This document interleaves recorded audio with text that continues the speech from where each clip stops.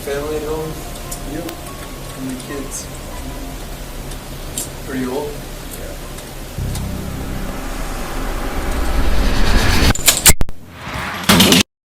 On October 9th, 2017 in Lubbock, Texas, at the Texas Tech University Police Department, 19-year-old university student Hollis Daniels had a heated argument with a friend after stealing his gun and threatening him with it. After Hollis left his friend's house, the threatened friend called the police, reporting both the gun threat. Shortly afterward, patrol officers spotted and stopped Hollis's car. Hey, what's going on, man? I'm Officer Police Department. Okay, what's going on tonight, man? Where were you coming from? Old buddy's house. Why don't you go step out for me, okay? Why is that, sir? We got a call about you going over there. Oh, who? Huh? Say what now? We got a call about you causing a disturbance. A disturbance? Yeah, over at your friend's house. Oh, no. Where's your friend live at? Over down this way, and then, he's on 28th and 29th or something. Okay, what's your friend's name? Leo? Leo? Yeah. Okay, why is Leo calling us, telling us you're messing with him? Oh, I don't know. I was going back over there and seeing if I could drop my phone. Well, why is he calling us? I'm sorry, Huh? I have no idea, sir. I'm sorry. Okay. Do you have any guns or any weapons in the vehicle? No, sir. Any drugs or anything like that? No, sir. Okay, so why is your buddy calling us? I have no idea, sir. Because I guess he didn't. I don't know. I'm not sure, sir. Well, you come out and step out here and talk to me, man, okay? Okay. Is that necessary, sir? Yeah, it is necessary, okay? But I gotta figure out what's going on, man. I mean, you're not in trouble right now, man. I just gotta figure out what's going on, okay? Yes, sir. Just come stand over here for me, okay? Yes, sir. Hollis denied all the allegations made by the police and tried to show that he was harmless and cooperative. So I went over there, and we were hanging out earlier tonight. Okay. And I went back over there, and we had a little dispute, and he knocked me on the floor, and so I thought that I went back and around and looked and see if my phone fell out because I lost my phone. Okay. And so, and it wasn't, he didn't hurt, it just, I ended up on the floor, you know, he wasn't assaulting me or anything like that, it wasn't. But I went back to look for my thing, and I saw him looking at me out the window thinking, you know what I mean, like, you know, what's he doing here? But I was just looking for my phone real quick, but I couldn't find it, so I just headed out. Now I'm heading back to Parkinson, so. Okay. You got a gun inside the vehicle? Yes, sir. You don't have a gun inside the vehicle? Yes, sir. You have a gun on your person? No, sir. No, You mind if we- I you pat him check down. Yeah, I pat him You care down. if we search your vehicle? Yes, sir. I can't review. Thanks, sir. You don't want us to search your vehicle? Yeah, but not because I don't have a gun. I just don't. Like, I'm not consent to that. It's not necessary. The police wanted to search Hollis's car to be sure, but Hollis refused. The police, apparently believing Hollis was not dangerous, decided against searching the car and left. This was the first major mistake the police made. The gun that Hollis used to shoot a police officer was inside the car, and if they had searched it, they would likely have prevented the officer's death. The following evening, a gunshot was heard in the university dorm where Hollis lived, and reports were made that someone was carrying a weapon inside the dorm. Police officers went to the room where the report originated and determined it belonged to Hollis Daniels. However, Hollis was not there. Texas Tech Police Department. If you don't open up, we're keying in.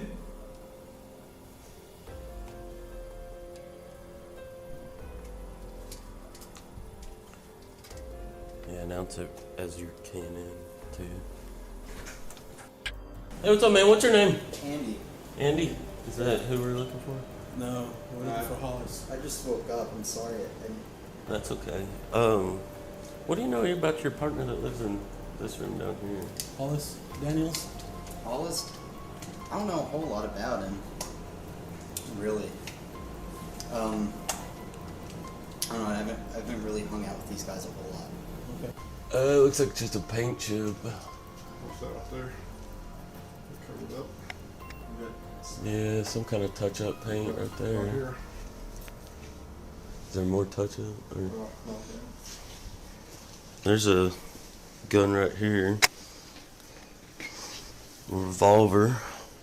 Was this kid here? You hadn't talked to this kid. No, we hadn't talked to him. And this is... That's a crossman. That's a CO2.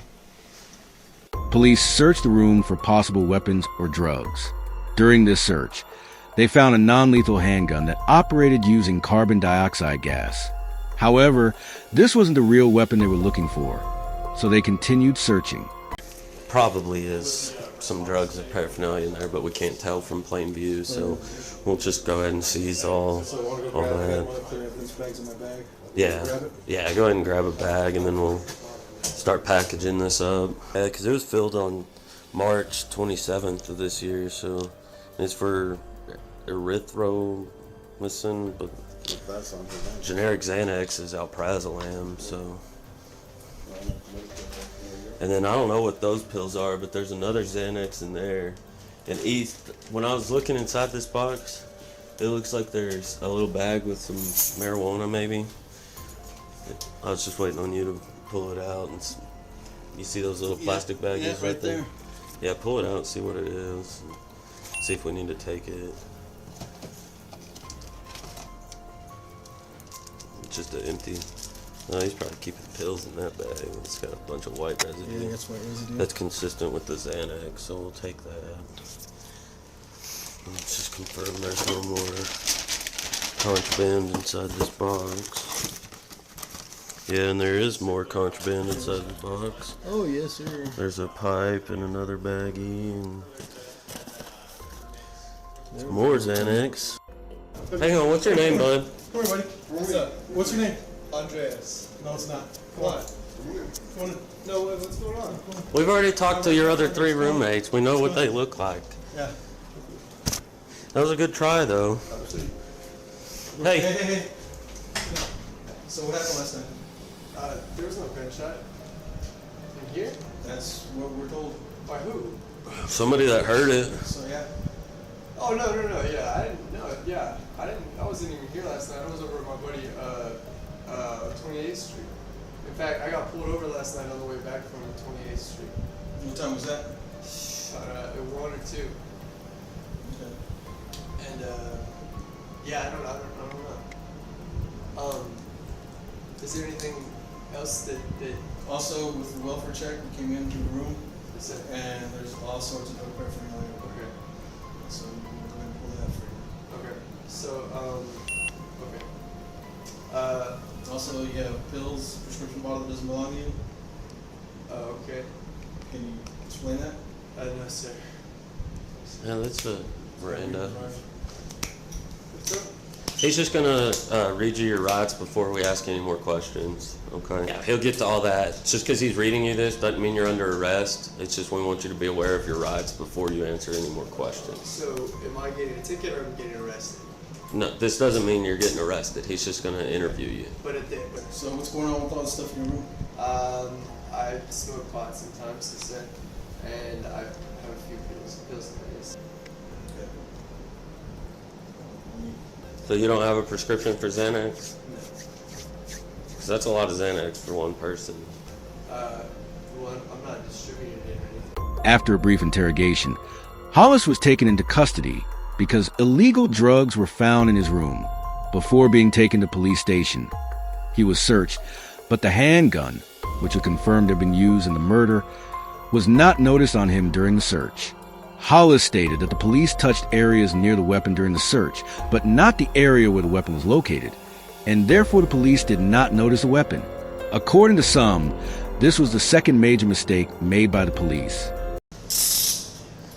Here, just, yeah, keep that hand back there for him. We'll empty out your pockets completely here in a minute. 625. You show it 635, 1095 with that subject for possession of controlled substance. Damn, how long is that? What's the bond and stuff, you know? I don't know. We'll have to. It all depends on the weight and how much of the pills there are to kind of determine the. Yeah. And that's just some of the stuff I pulled out of his pocket. I didn't pull everything out. I'll be transferring 1-1 mail. Trying to ditch anything or get rid of anything? I'm gonna check it back there before we take you. So. Oh yeah, no, you're good. What was that big thump? Oh, my handcuffs. The negligence continued upon arrival at the police station. First, Hollis, who was thought to be harmless and had been persuaded to cooperate, had his handcuffs removed. He was not searched and was left alone with a police officer for paperwork. This was the fourth major mistake the police made. Shortly afterward, Hollis asked the police officer a few questions about his family and pulled out a gun he had hidden in his sock. And then it happened. You have a family at home? Yep. How many kids? Pretty old?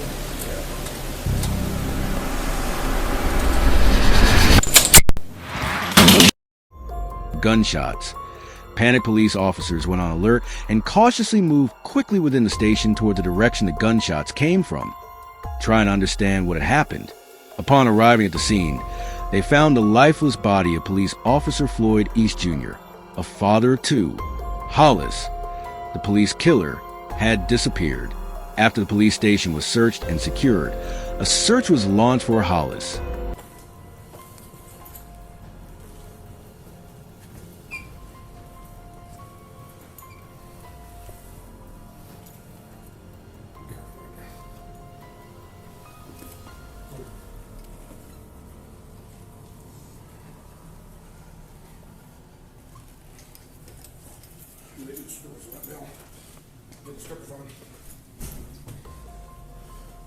I don't even remember what he was wearing.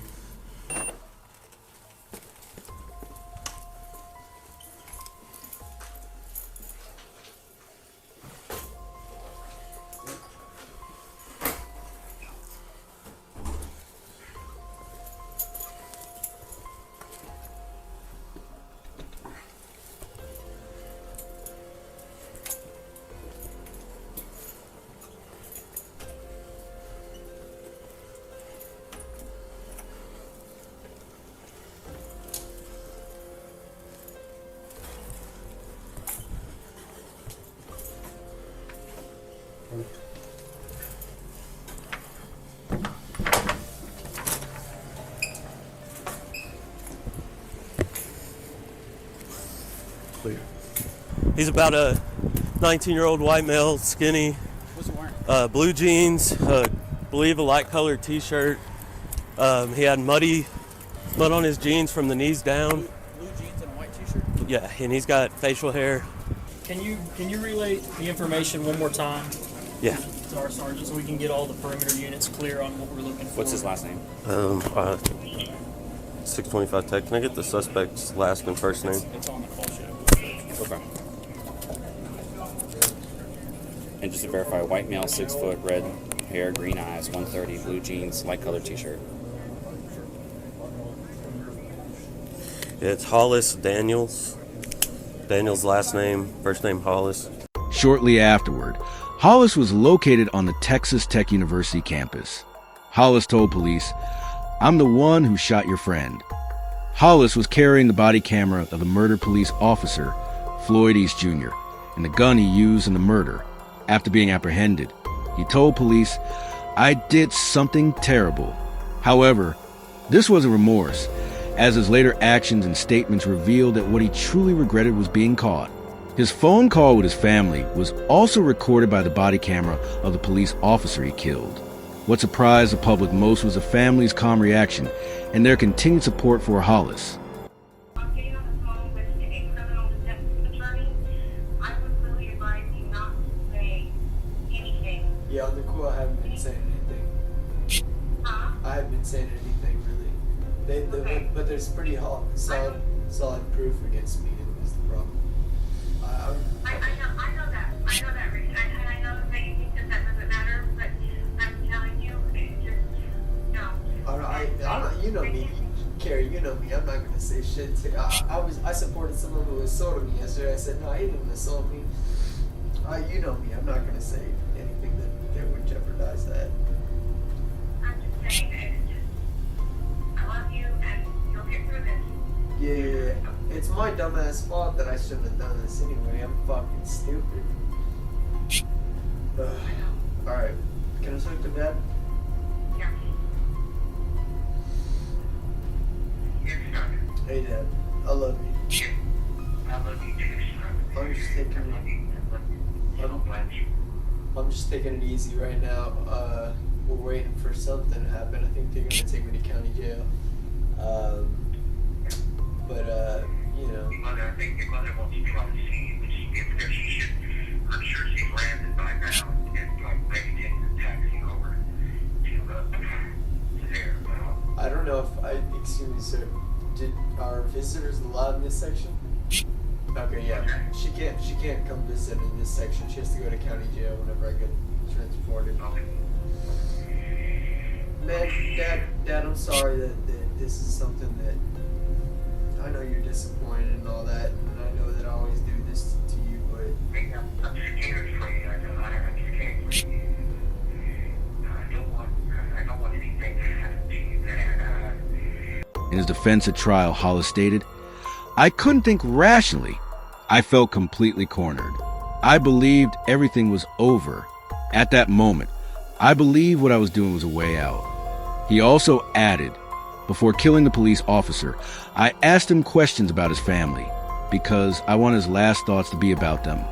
Hollis, who committed a simple possession of drugs offense, escalated to first-degree murder and faced a death penalty.